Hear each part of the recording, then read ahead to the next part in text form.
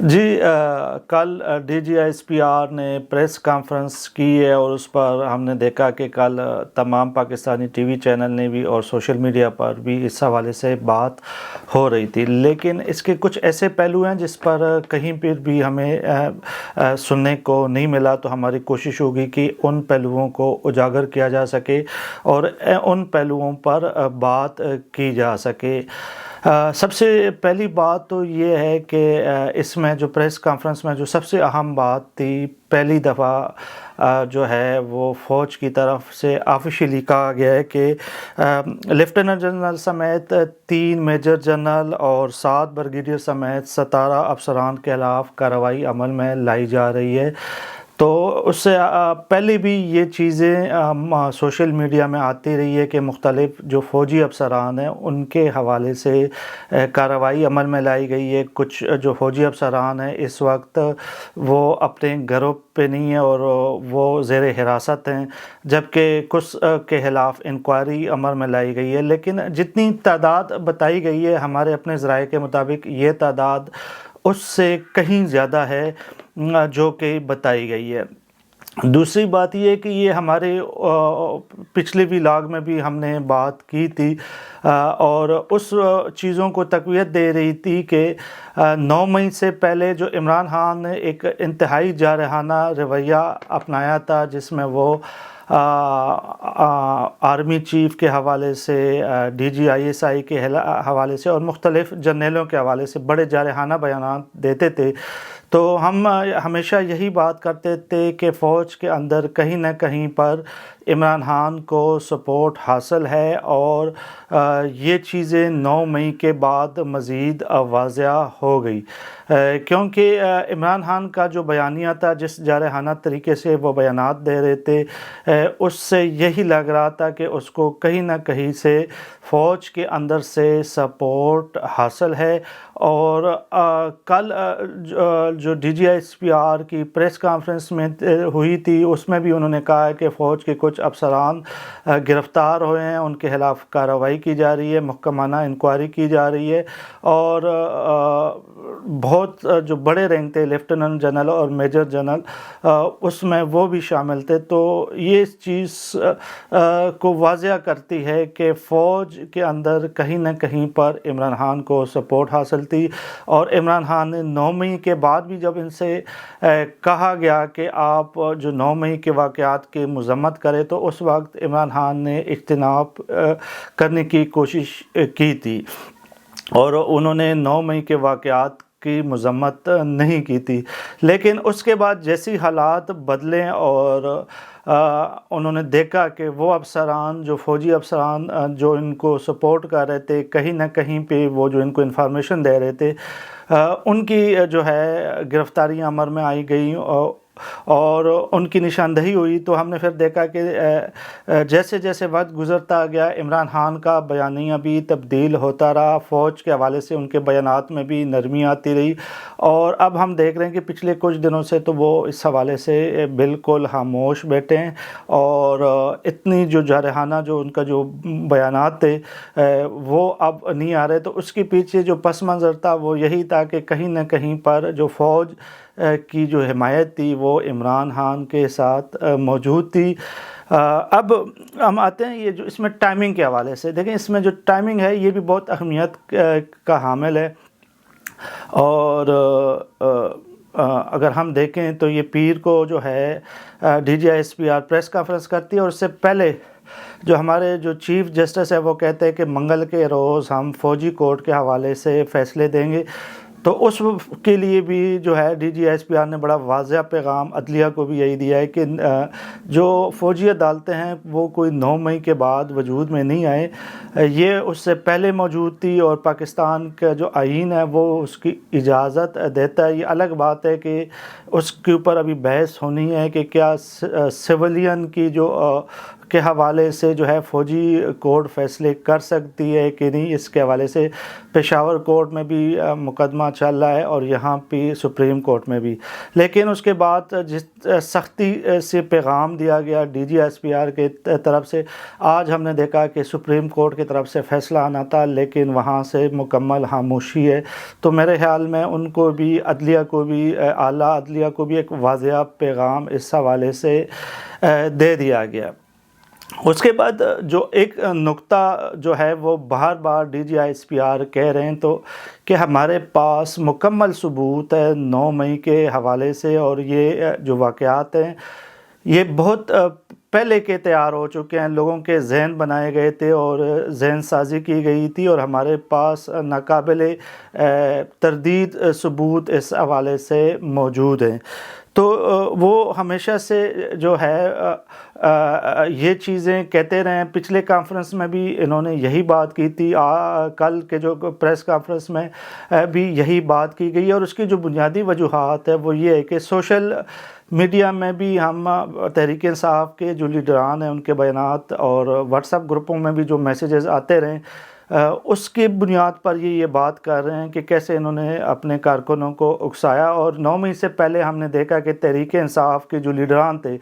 وہ فوج کے حوالے سے کیسا جارحانہ رویہ اختیار کیے ہوئے تھے. عوام کے ذہن میں یہ بات بٹھا دی گئی تھی کہ ملک کی جو موجودہ صورتحال ہے وہ فوج کی وجہ سے ہے. اگر عمران خان کو نکالا گیا ہے تو وہ فوج نے نکالا ہے، کچھ جرنیلوں نے نکالا ہے، اور اس کے حوالے سے لوگوں کے ذہنوں میں، کارکنوں کے ذہنوں میں نفرت اتنی بڑھ گئی تھی، جس کے بعد یہ 9 مئی کا جو واقعہ ہوا ہے، المناک واقعہ، یہ پیش آیا. اس کے علاوہ بھی جو ہمارے اپنے ذرائع میں بتا رہے ہیں کہ یہ معاملہ صرف 9 مئی کا، اس کی جو چیزیں میڈیا میں آ رہی ہیں وہ اس سے کہیں زیادہ حساس اور تشویشناک ہے.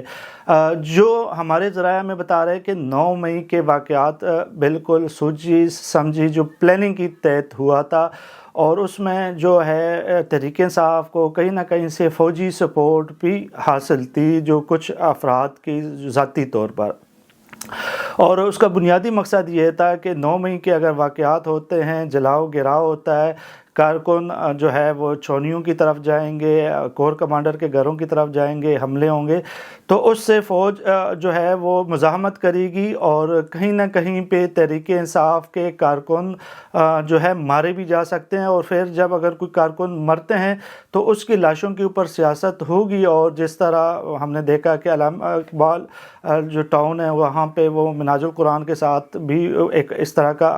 المناک واقعہ ہوا تھا. تو اس طرز کی چیز تحریک انصاف چاہتی تھی، لیکن وہاں پہ ہم نے دیکھا کہ فوج یا اداروں کی طرف سے وہ مزاحمت نہیں دکھائی گئی، اور ان کو جو بھی کام تھا کرنے دیا گیا، جس کی وجہ سے ان کا یہ پلان جو تحریک انصاف کا تھا وہ فیل ہو گیا.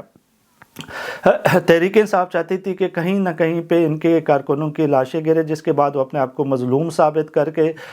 اس کے اوپر سیاست کرے، اور جو فوجی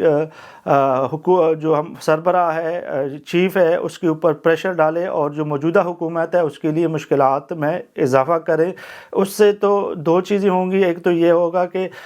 فوج بھی جو ہے ایک حد تک جب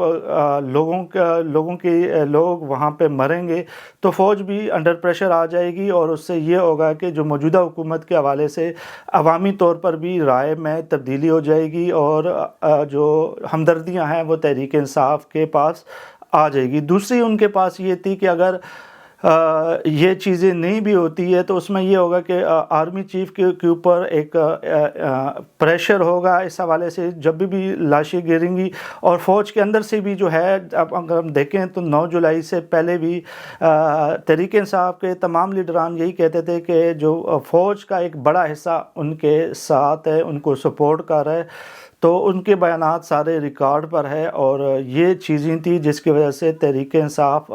یہ سمجھتی تھی کہ اگر ایسے حالات ہوں تو فوج کے اندر سے آرمی چیف کے خلاف کوئی بغاوت ہو سکتی ہے، اور اس سے یہ ہوگا کہ آرمی چیف کو بھی فوج کے اندر ہی تبدیلی کا کوئی عمل آیا جا سکتا ہے۔ اگر یہ بھی نہیں ہوا تو جو آخری آپشن یہ تھی کہ حالات یہ اتنے خراب ہو جائیں گے کہ موجودہ حکومت کو ہٹا کر مارشل لا لگا دیا جائے گا، اور تحریک انصاف کو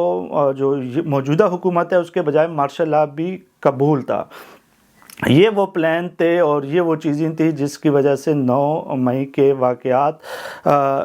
رونما ہوئے۔ اب جہاں تک فوج کے اندر جو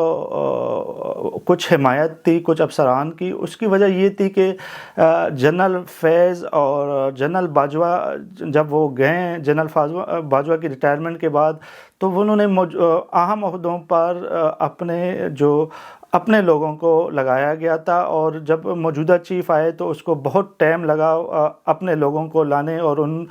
افسران کو سائٹ پہ کرنے کے۔ اگر ہم پچھلے دنوں میں دیکھیں تو آئی ایس پی آر کا بھی تقریباً زیادہ تر عملہ تبدیل ہو گیا،